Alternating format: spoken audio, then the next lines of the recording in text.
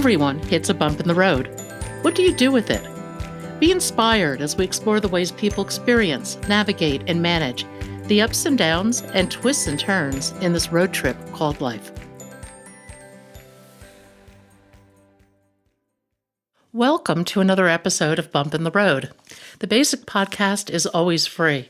We also have a premium subscription called Bump 2 that lets you listen in on extended behind-the-scenes conversations with our guests. Check it out at www.bumpintheroad.us. Julie Zarifeh is a mother, a grandmother, and a clinical psychologist in New Zealand. Her book, Grief on the Run, is a heartwarming and heartbreaking story of her husband's death, followed 16 days later by the death of her 27-year-old son on a rafting expedition. How does one cope with such events? And what lies on the other side? I think you'll find great wisdom and purpose in Julie's story. Julie, welcome to Bump in the Road. If you would, tell everybody a bit about your story.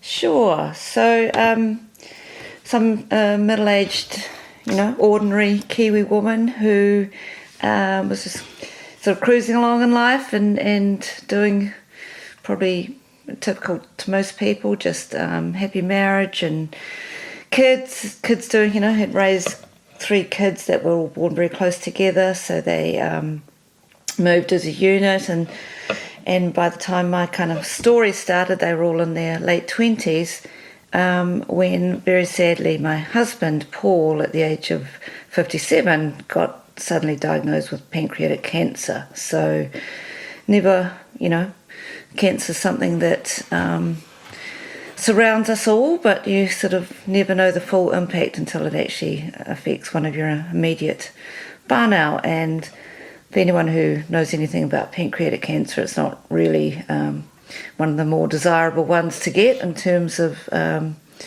treatability and or outcome, and so sadly we knew from the get-go that Paul was likely to not be with us for as long as originally anticipated, and he was actually a bit of a poster boy for pancreatic cancer, living a relatively good 3 years before succumbing to the illness. So, we pushed up the ante button and lived really kind of hard and fast and well in his last 3 years of life, which we coined his early retirement. And sort of by the time he did pass, there's been lots of sadness along the way, but also lots of fun, many memories created.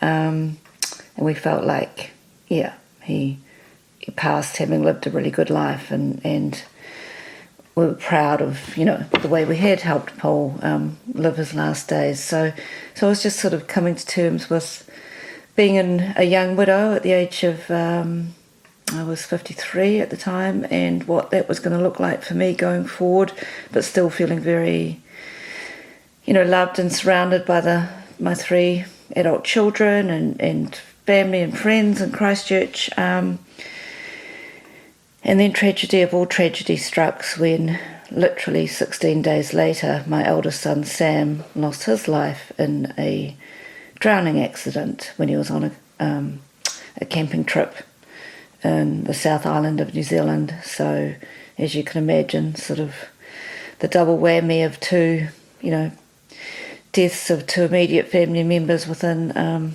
16 days was definitely potentially enough to derail one. I think it would derail most people. One of the things you mentioned is the stigma of cancer. How did you experience that stigma as Paul was going through his illness? Don't get me started. Oh no, I think it's a universal thing, and I think the more we bring it up, the more people hopefully will become aware of the fact that what we're experiencing is really not fair. No, that's right. I mean, I'd been no stranger to cancer, actually, and the stigma of cancer prior to Paul's diagnosis, in that my brother, Michael, had, at the age of 27, been diagnosed with a brain tumour. So we had, our family at the time had 9 years of sort of supporting Mike through 3 very torrid neurosurgeries and the recovery from that, and a young, fit, healthy lawyer who went from being that young, fit, healthy lawyer to suffering the physical ill effects of not only cancer in the body, but the ill effects of treatment, which quite often alter someone's physical appearance, alter their personality at times, alter their everything about them, really, their soul. Yeah, it becomes all-consuming. So I was no stranger to the stigma of cancer. And I guess what I would say is that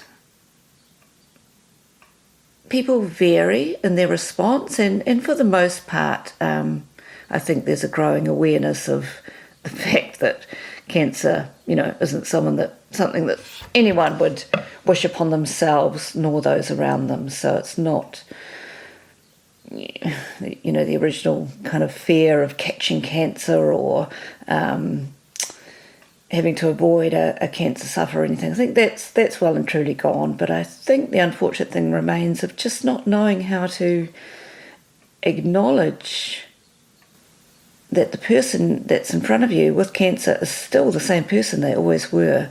They just happen to have cancer, and that is affecting them in whichever way it's affecting them, and whether it's a dramatic physical change in appearance, whether it's mood changes, whatever. I think we need to learn a lot about how to, help people with cancer just remain feeling as normal and as loved and as cherished and as important as possible for, until they pass, if indeed that's going to be the outcome. I think for some people there's fear of facing mortality, and that creates a situation where they don't know how to reach out and they don't know how to be supportive. Yep, I think that's probably right, and I'm not sure that I know the answer to that apart from just really encouraging people to at least try and not be fearful with that person, because that's really unfair, in fact. But, none of us know, none of us actually know what happens when we die. There are lots of theories, but, we don't know the same as the person with cancer doesn't know. So they're equally as fearful, and I think we have to be very, very mindful of that and realise that as a support person we're,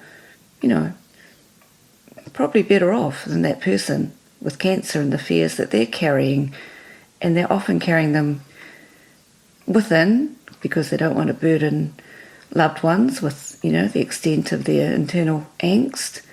So I think we really have to get better at learning how to sit with that and how to help distract that person from maybe the angst that they're going through. Losing a husband at a relatively young age is bad enough. And those years hopefully gave you a little time to kind of go through that anticipatory grief so that you're at least somewhat prepared.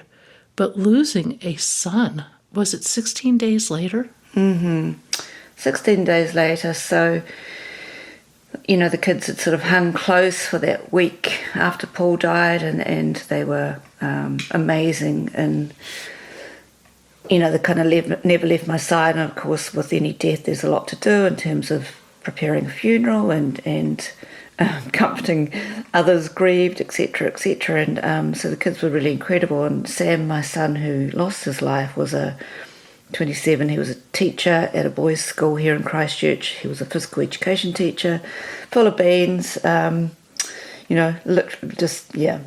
a huge, massive energy and presence in any room that he walked into. And so his thing 2 weeks later was to be going on an annual rafting trip with some fellow teaching colleagues. It was a bit of a end of year kind of ritual that they did every year, and meticulously planned, meticulously prepared for.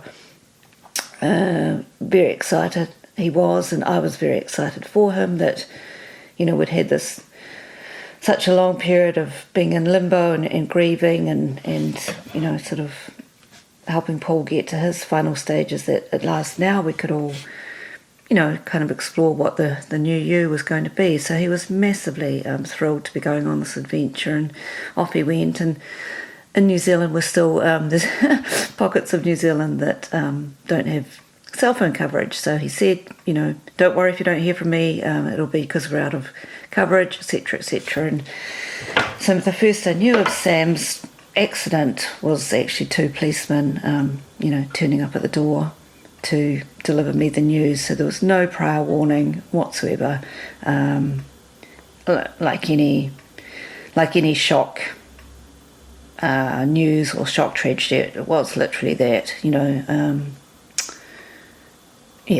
the emotions that came within that first 5 minutes of learning of Sam's death also kind of don't bear revisiting, really. It was just, what, where, why, how can this be true?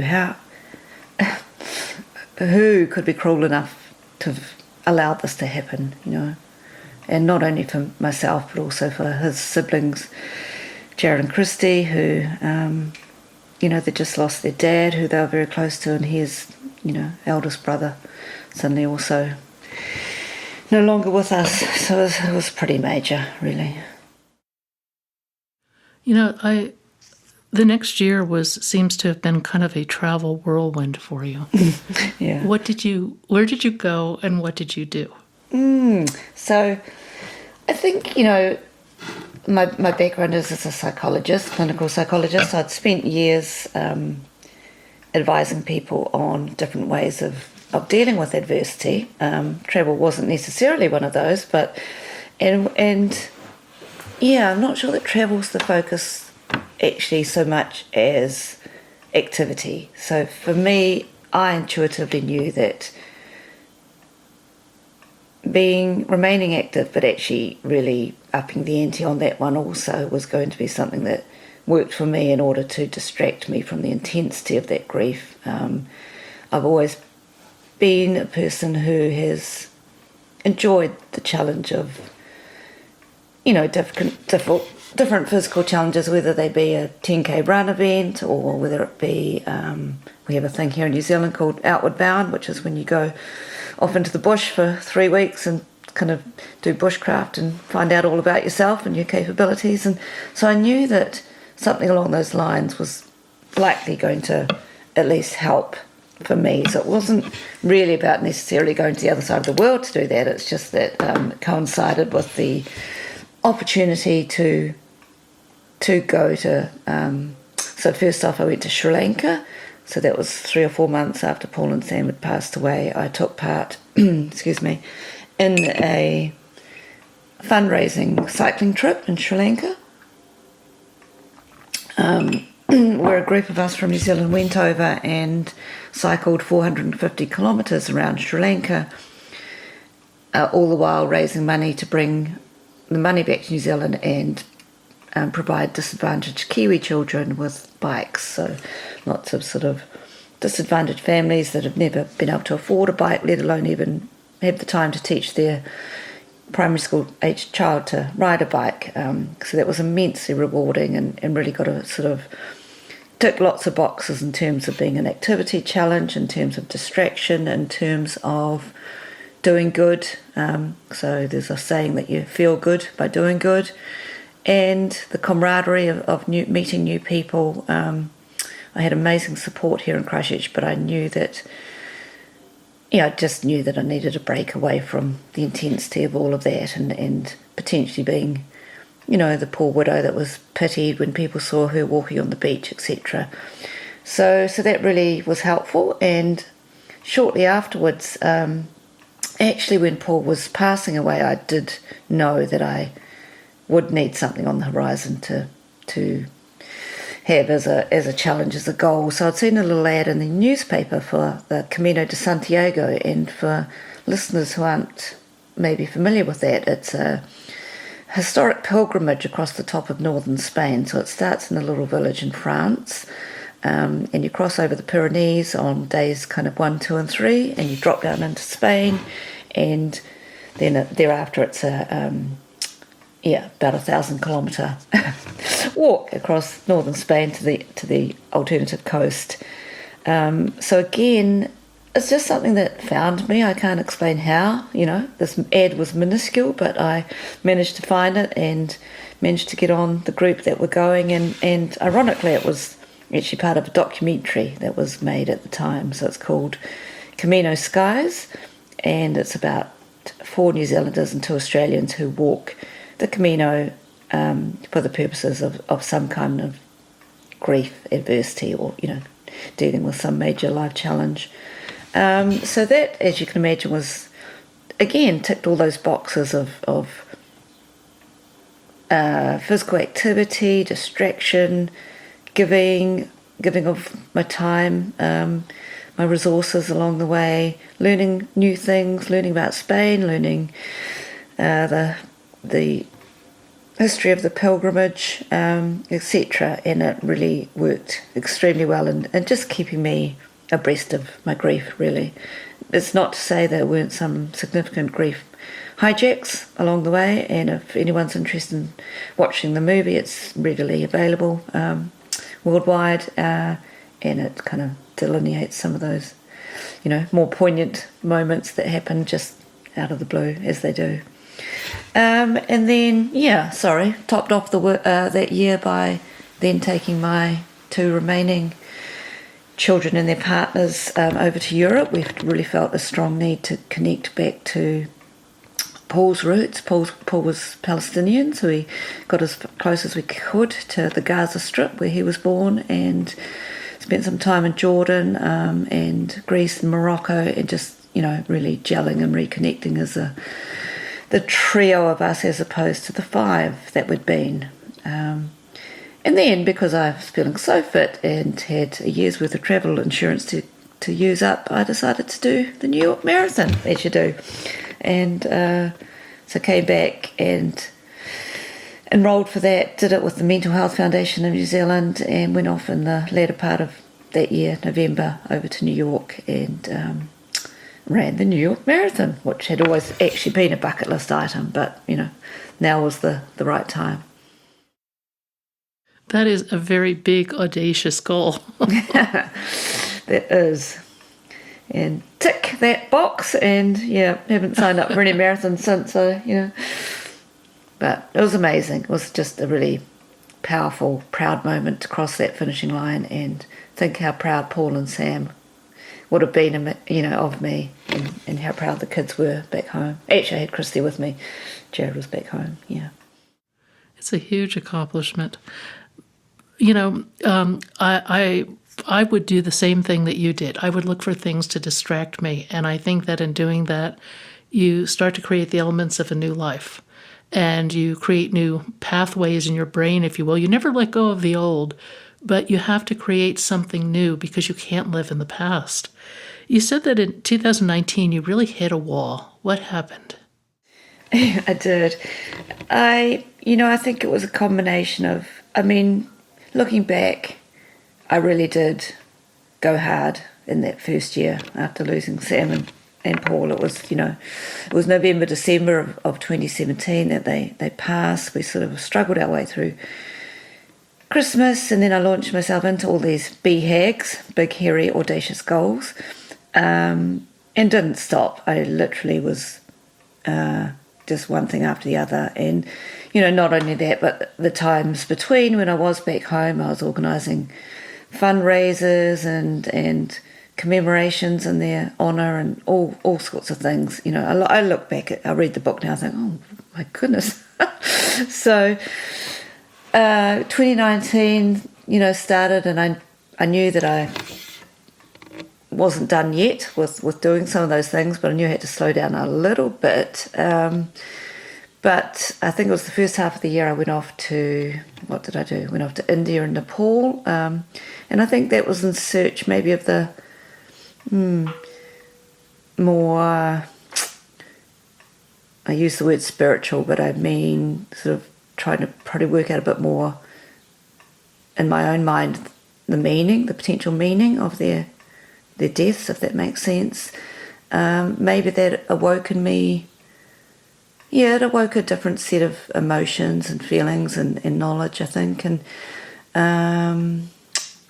Then the movie premiered in, where was it? Newport Beach, California. So I managed to work myself a little side trip over there on the way back from India and Nepal. But again, it was crossing all manner of time zones and barriers, and that was hugely exciting. But I came back to New Zealand and I hit a wall because I was exhausted. We'd had the buzz of the movie premiering, and then like anything, a movie, a book, whatever, it's out there, and suddenly there's this thing of you go flat because there's been so much effort and energy into getting one of those things to its finished product, and then it's out, and you sort of have a whirlwind of media, and then it all sort of falls a bit flat. So I think it really was the perfect storm of physical exhaustion, of sudden realisation that Paul and Sam really had gone. I knew that they weren't with us any longer, but for as long as I was doing all those activities with them as the forefront of the motivator, they were sort of probably kept more at the front of my mind, and suddenly the energy and the ability to keep doing that at that pace ran out. So again, probably the benefit of being a clinical psychologist is that I very quickly realised that I wasn't feeling happy, that I wasn't sleeping well, that I wasn't eating well. I'd lost quite a bit of weight in a short period of time. I felt agitated. I felt, the world was grey. Just couldn't see colour, and you could argue that probably that's not surprising, but and it wasn't surprising, but neither is it at all an enjoyable space to be in. It's horrible.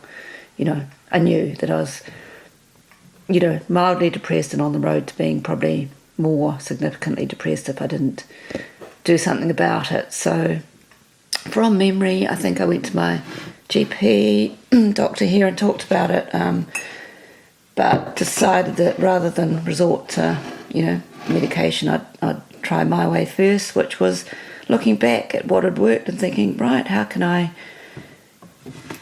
tap back into all of those things, but probably more locally. You don't need to jump on a plane to travel to the other side of the world to do big exercise goals. What can I do here locally on a daily basis? What can I do by way of keeping on giving, keeping on learning, keeping on meeting new people, creating those new pathways, as you say.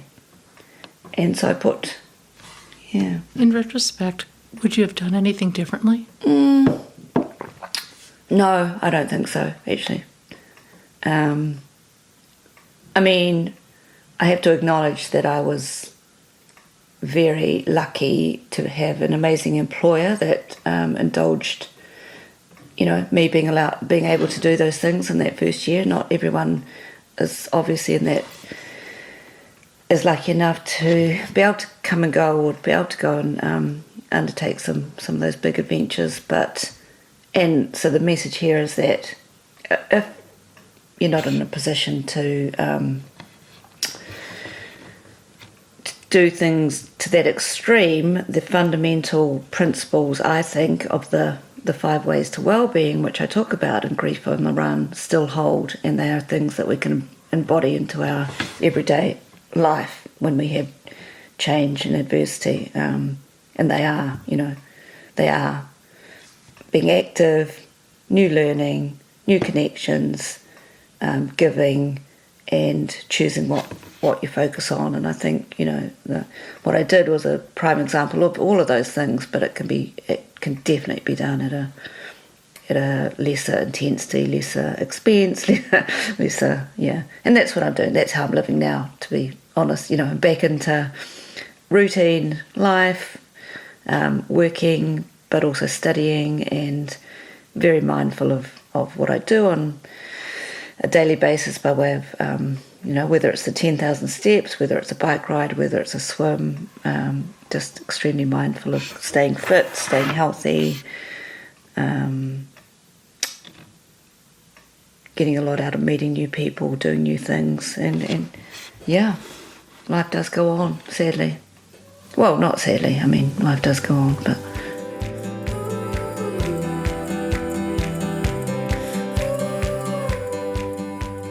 Thank you for joining us today. I hope you found something in today's podcast that inspires you along your own life's path, because sometimes a bump in the road is actually a portal into a more conscious and meaningful life. You can subscribe to our free podcast at www.bumpintheroad.us or become a premium member to hear the full conversation.